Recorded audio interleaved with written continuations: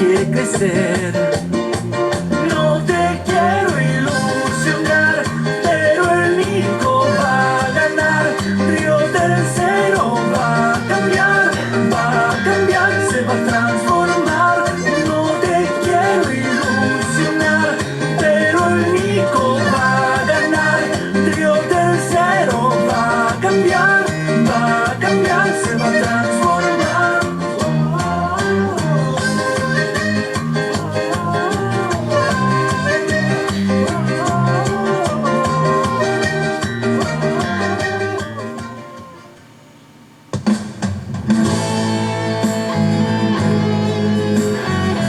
Para que Río Tercero vuelva a ser la perla agroindustrial de la provincia de Córdoba, en las elecciones PASO municipales del domingo 4 de junio, vota a Pecho López. Vamos todos con Pecho López, compromiso y gestión.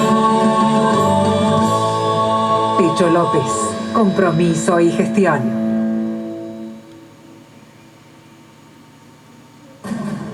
YPF Barale Hermanos, Sociedad Anónima, que te brinda, además del mejor combustible, un lugar placentero donde disfrutar de un café, una merienda al paso, con la mejor atención.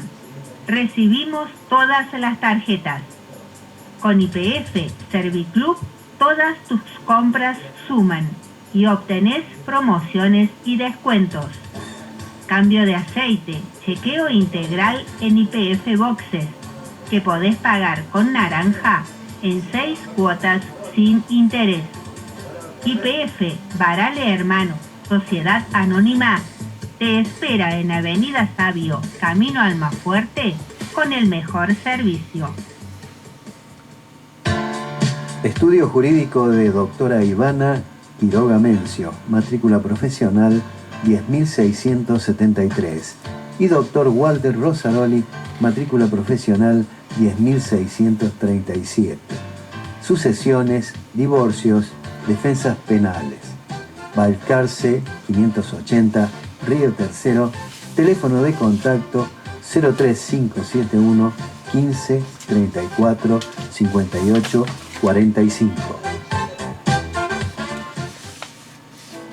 Veterinaria Priotti te ofrece una especializada atención para tu mascota, planes sanitarios, cirugía de media y alta complejidad, traumatología, cardiología, radiografía digital, ecografía, electrocardiograma, odontología, laboratorio de análisis clínicos. Veterinaria Priotti, donde tu mascota tiene voz, está en Esperanza 1482. Urgencias 3571 69 28 69.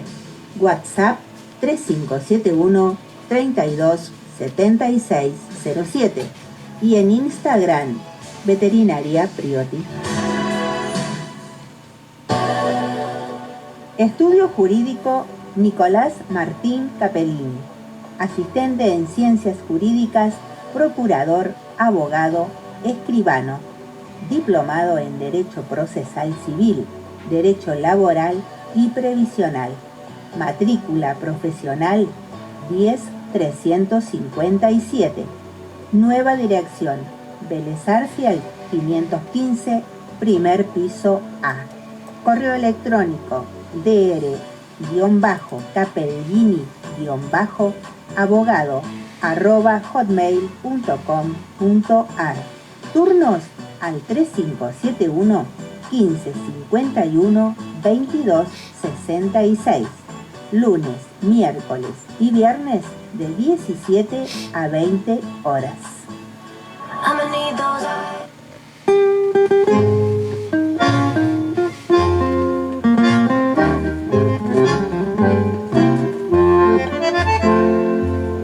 Volver con la frente marchita a las nieves del tiempo. Bueno, vamos a pasar, como siempre pasamos, lo que nos envía el Chilo, CQC de Río Tercero. Vamos a ver. Todavía no lo hemos escuchado, así que vamos a ver qué es lo que trae. Prepárate, dice. Míralo sentado y tranquilo. CQC, Río Tercero. Ahí va.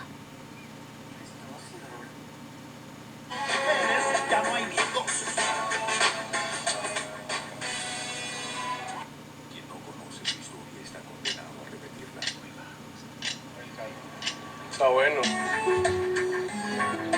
Me traigo su platica. Me traigo su platica. Terremotos, corruptos y mafiosos, hombres o mujeres, ya no hay miedosos.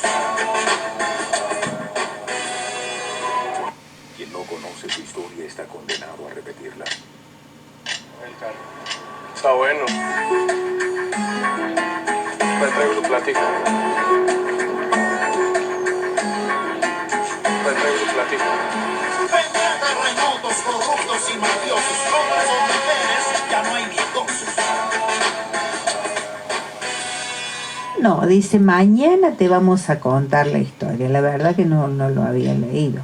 Bueno, dice así que lo vamos a pasar después. No dice más que eso. Bueno, como anticipo, está bien. O sea, es la promoción de lo que va a la investigación que va a realizar para pasar mañana. Nosotros lo vamos a pasar el viernes, por supuesto. Y tengo un informe acá con respecto a la ultraderecha.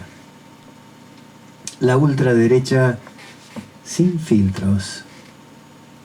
Como se acuerdan aquellos cigarrillos, los Clifton, que venían sin filtro. Estoy hablando de comienzos de la década del 60. Bueno, esto es más grave que un simple cigarrillo que te puede provocar cáncer, entre otras enfermedades. El fascismo ya está acá. La publicación de la plataforma electoral de La Libertad Avanza, el partido que encabeza Javier Milei, deja en claro un rumbo de quita de derechos y de, aún más, precarización de la vida. Abolir el salario mínimo, los sindicatos y las jubilaciones son algunas de sus propuestas.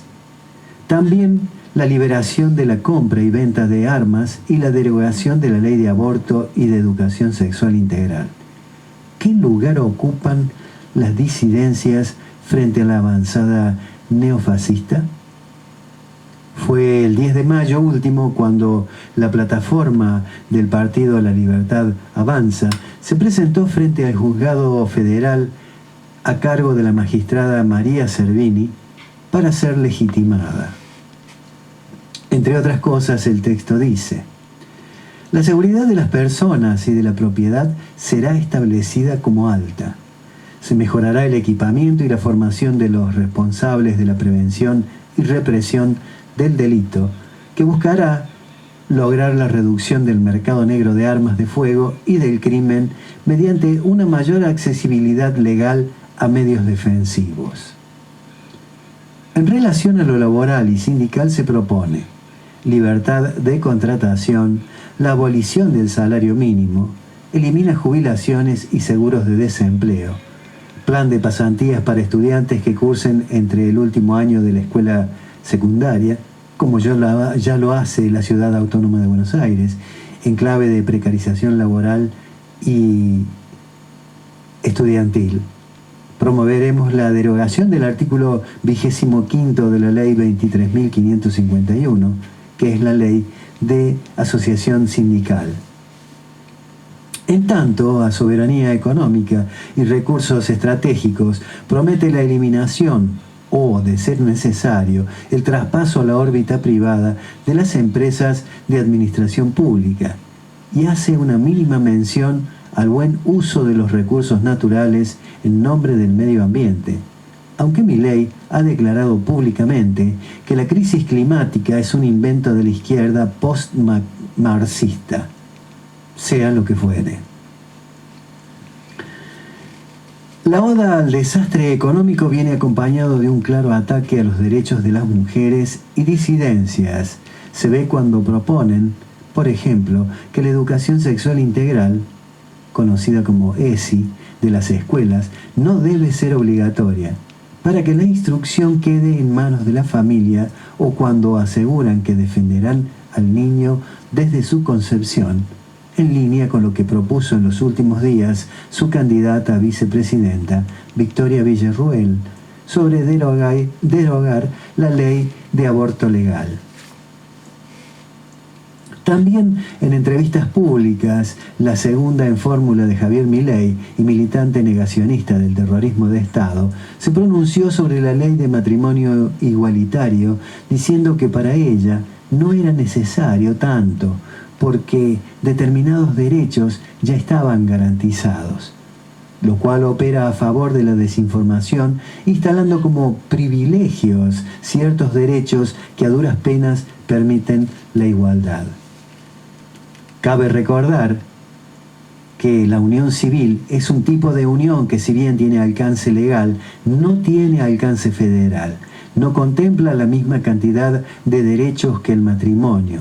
En la Argentina no había una unión civil a nivel nacional y que no existía el reconocimiento de la voluntad procreacional que vino con el matrimonio igualitario. Pero amén de la precisión o no de sus dichos, la búsqueda de la derecha es siempre imponer el desprecio a las luchas históricas, minimizarlas y plantearlas como innecesarias. Hacer cosas con palabras. ¿Cómo es eso? Un sondeo de la consultora Opina Argentina, que mide tanto imagen de los candidatos, intención de voto y pisos y techos, posiciona el piso de votos seguros del economista en 14% y un techo del 44%, siendo el que mayor imagen positiva tiene y quien posee el mejor techo entre todas las opciones. Respecto a techos, le sigue Larreta, Bullrich, Massa. Cuando digo 44% me refiero a Cristina Fernández de Kirchner.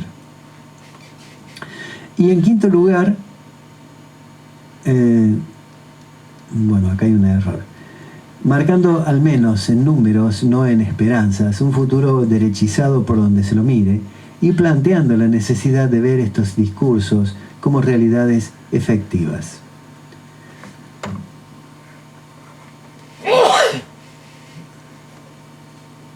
Entre sus votantes predominan los varones, sorprendentemente de las provincias y el conurbano bonaerense, que no superan los 35 años, y que por lo que observamos en redes son ejemplos claros de la crisis de la masculinidad. Aquel discurso de loco suelto que muchos veíamos en 2015 y 2019 como algo que no prendería en las agendas políticas, se transformó en el deseo de realidad de una porción no despreciable del electorado. Ese deseo, para nada novedoso, ni rebelde y sobre todo conservador, no tiene al goce, la dignidad o la empatía como eje fundacional, o al menos no como creemos que debe entenderse, sobre todo por las disidencias. A falta de datos nacionales, mencionamos una encuesta española con muestra de población.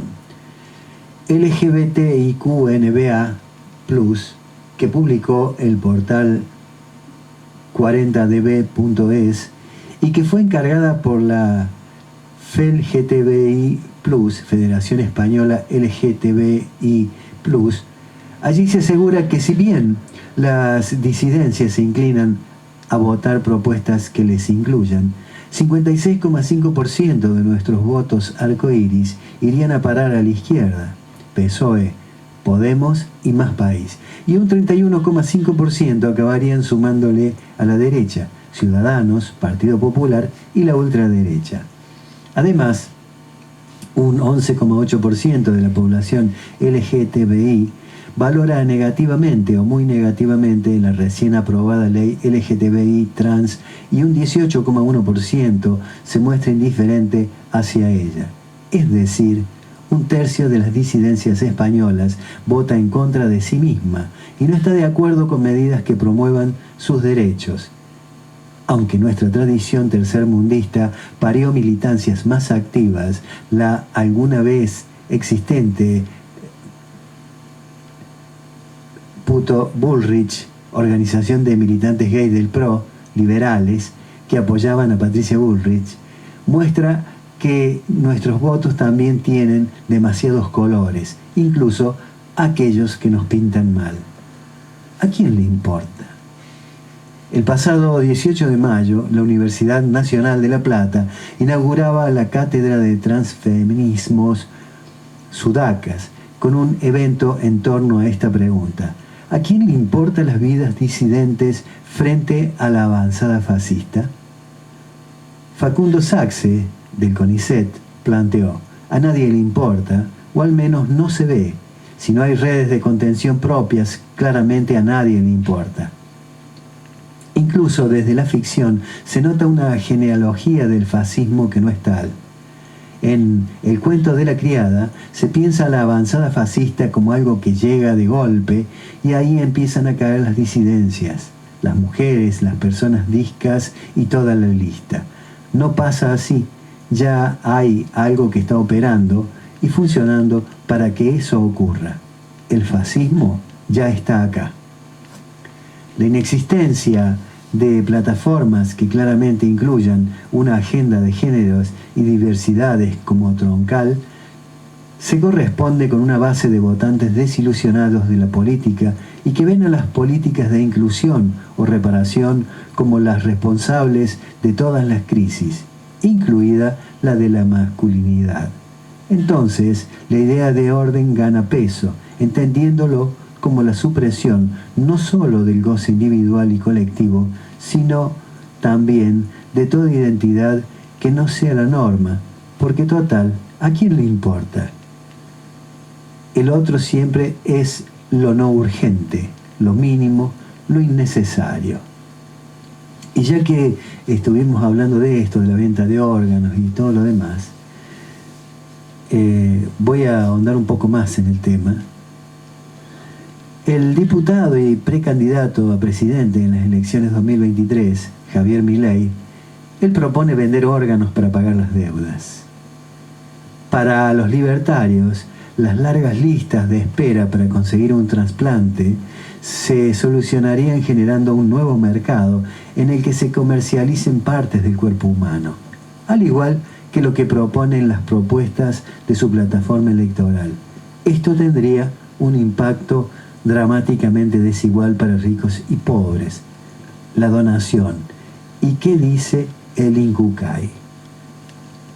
Más allá de su brutal plataforma electoral, regresiva en materia económica, laboral, tecnológica, educativa, de salud y de seguridad, entre otras, Javier Milei volvió a defender la venta de órganos.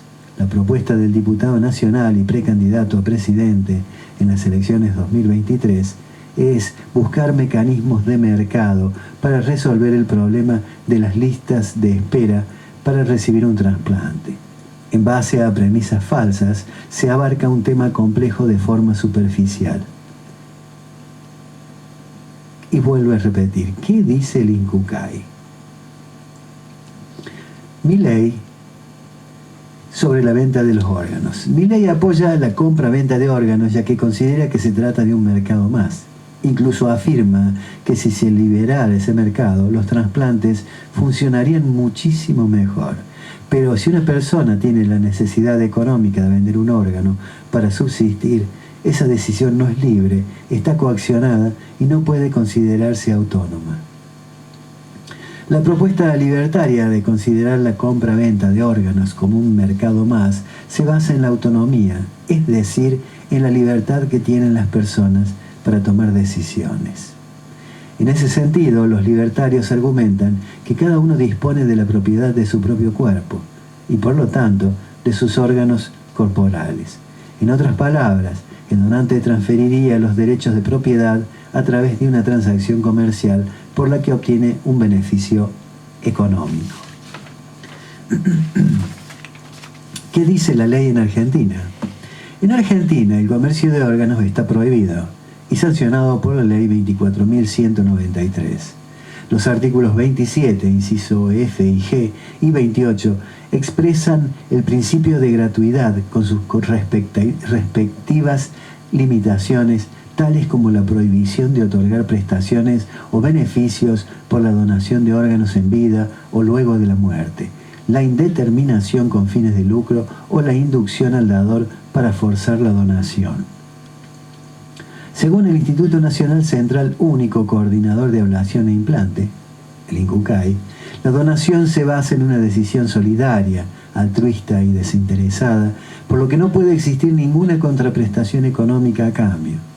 En nuestro país, desde la sanción de la ley Justina, la 27.447, en 2018, toda persona mayor de 18 años es donante de órganos o tejidos, excepto que haya dejado una constancia expresa de su oposición. Esta vez también habilita la donación renal cruzada, procedimiento que involucra a 4 personas y funciona como un intercambio de donantes entre 2 receptores que cuentan con donantes vivos, generalmente familiares, pero que no son compatibles entre ellos. La evolución de donantes reales en el país viene subiendo desde 1999, con leves caídas en algunos años. Sin embargo, luego de la sanción de la ley Justina, se alcanzó el récord histórico en 2019 con 883 donantes reales. Si bien en 2020 y 2021, debido a la pandemia, la cantidad de donantes descendió, es importante aclarar que fue uno de los pocos países que decidió seguir sosteniendo la operatividad de los programas de procuración y trasplante de órganos, tejidos y células. A su vez, en 2022, la donación de órganos volvió a aumentar, alcanzando niveles similares a los prepandémicos. Milei afirma que cada vez que se produce una intervención, el resultado posterior es peor que el que tenías. Sin embargo, en el gráfico se puede observar que claramente esto es una falacia, porque la cantidad de donantes fue aumentada desde 1999 a la actualidad, de la mano de la intervención estatal. En casi todos los países del mundo, la compra-venta de órganos es ilegal, salvo en Irán, donde existe un mercado legal de riñones, pero que funciona de una manera contraria a la que promueven los libertarios, ya que hay una fuerte intervención del Estado como intermediario entre el donante y el comprador, y además el sector público cubre una parte del tratamiento. En Irán, la gente con menos recursos se vio obligada a vender sus órganos para salvar sus deudas, al igual que en Nigeria.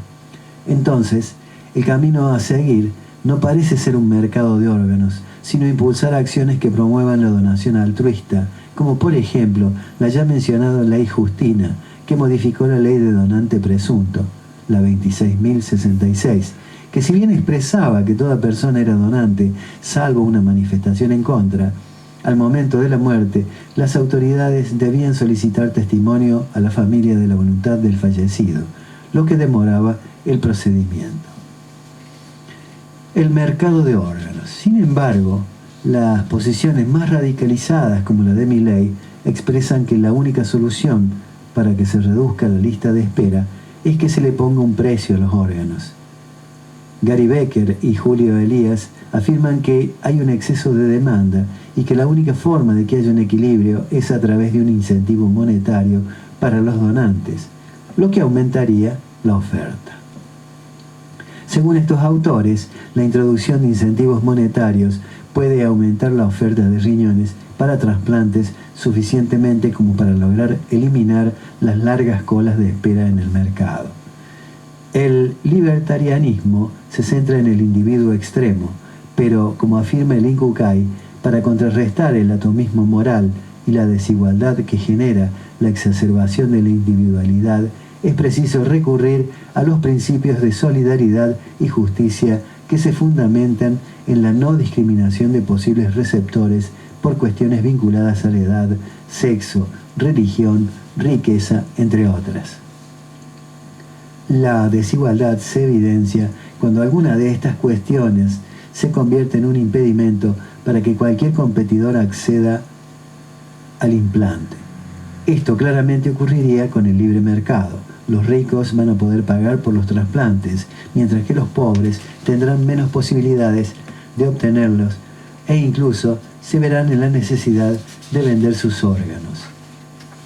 Vuelvo a reiterar, en Nigeria venden los órganos los padres para darles de comer o darles educación a sus hijos. Es lamentable. Eso es el neoliberalismo y es a lo que nos quieren llevar.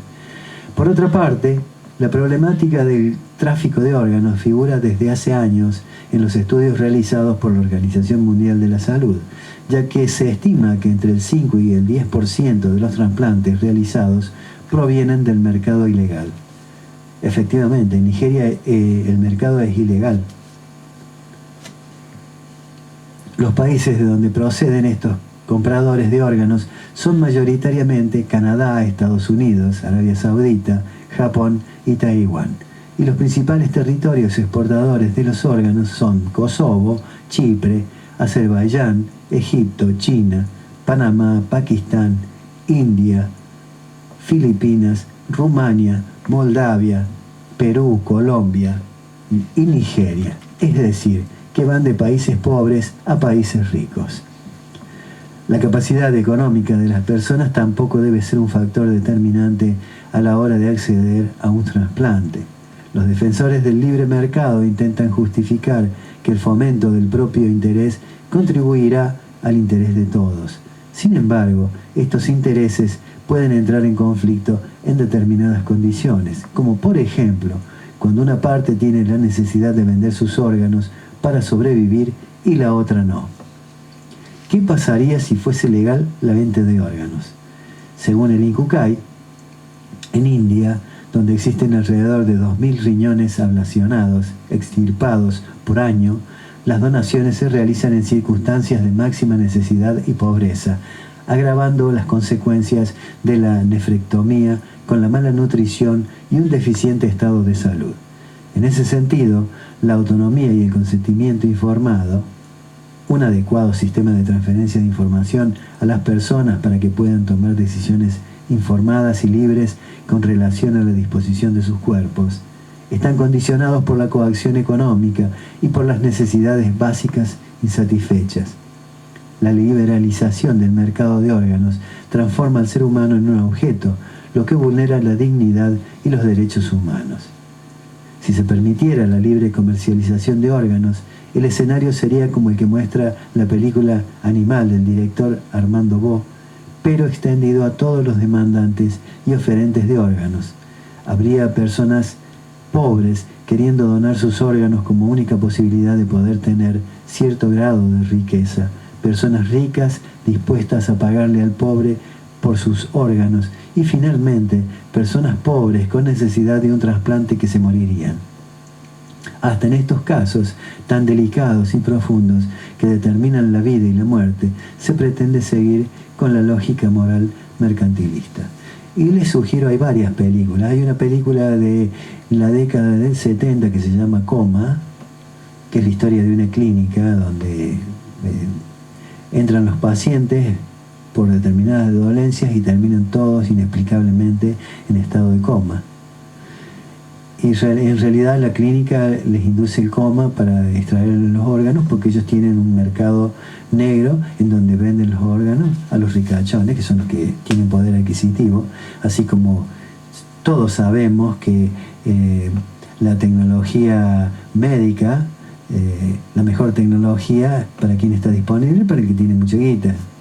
El pobre tiene la mutual y bueno, y a veces tiene que renegar, tiene que meter un abogado, rogar para que le cubra tal o cual estudio o cirugía que se deba hacer. En cambio el rico ese problema no lo tiene. Yo recuerdo que sucedía con la famosa operación de video, la laparoscopía que se hacían las mujeres, una intervención que se hace en la matriz. Bueno, ¿quiénes lo podían hacer? Las ricachonas, porque la gente laburante tenía mutual y la mutual eso no lo cubría. Así que si vos querías hacerte ese tipo de operación, tenías que pagarla. No te quedaba otra. Otra película que les recomiendo, hay una que se llama La Isla, que es un poco más futurista, es en un momento en que el mundo ha llegado a tal avance tecnológico que genera clones de los mismos seres humanos. Normalmente esos clones son de gente de alto poder adquisitivo que los tienen encerrados en un laboratorio subterráneo, vivos, por supuesto, donde hay clones de ambos sexos y que tienen prohibidos contactos entre ellos, los mantienen separados como si fueran un rebaño. Y cuando el dueño necesita reemplazar un órgano que le está fallando, inventaron un sistema que se llama un sorteo, donde los mandan de vacaciones definitivas a un lugar denominado la isla. Y resulta que uno de los clones, por esas cosas, no le habían desactivado su poder inquisitivo, y empezó a investigar, y resulta que la famosa isla era un quirófano donde le hacían la ablación de los órganos a ellos para ponérselos al propietario que los requería. Realmente es muy fuerte la película, pero se los recomiendo. Y después hay otra película que creo que se llama Los Cobradores, donde es más o menos lo que plantea Milei, que es a lo que podríamos llegar. Que se trata de que, bueno, el pobre, para tener acceso a un trasplante, bueno, le van a poner el órgano que necesita para trasplantarlo, y es como un alquiler. Va a tener que pagar todos los meses, como sucede en esa película, va a tener que pagar todos los meses un abono mensual por el uso de ese órgano.